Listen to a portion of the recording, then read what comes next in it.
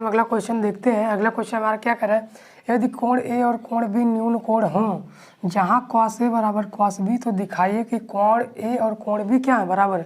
कोण ए और कोण बी हमें आपस में बराबर दिखाना है। कोण ए और कोण बी हमें आपस में बराबर सिद्ध करना है। सबसे पहले हम एक त्रिभुज को बनाते हैं। सबसे पहले हम एक त्रिभुज बनाएंगे।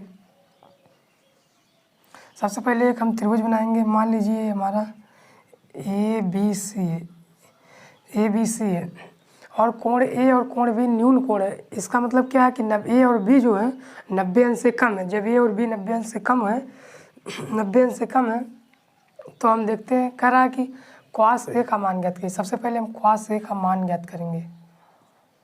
cos ए बराबर हम जानते हैं कि आधार बटे कर्ण होता है। cos ए बराबर आधार बटे कर्ण होता है। यदि हम इस एंगल को ले रहे हैं ए एंगल का, क्योंकि cos ए है तो ए एंगल को लेंगे तो आधार बटे कर्ण होता है। cos ए बराबर तो आधार बटे कर्ण होता है। आप देख सकते हैं यहाँ पर आधार बटे कर्ण होता है तो आप देख सकते हैं ये हमारा लंब होगा और ये हमारा आधार होगा और कर्ण होगा ये।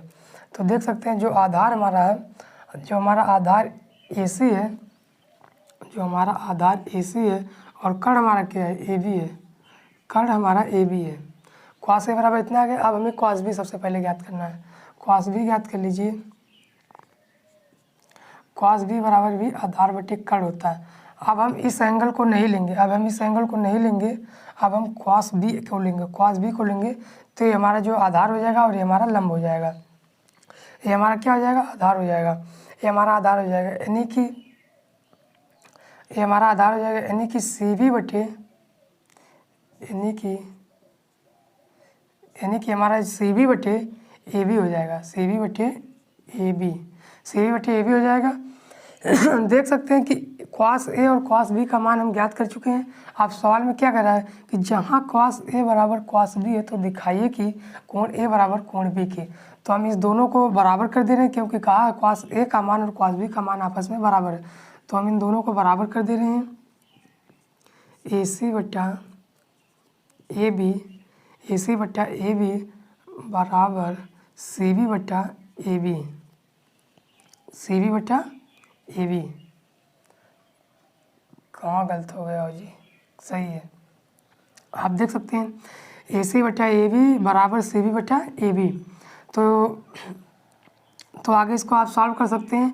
AB से AB देखिए यहाँ पर गुणा करेंगे तो AB से AB खत्म हो जाएगा, तो AB से AB कट जाएगा तो बचेगा हमारा क्या, AC बराबर CV के। तो हमारा क्या बचेगा, तो हमारा बच जाएगा जब इसका गुणा करेंगे तो कट के क्या बच जाएगा, AC बराबर CV।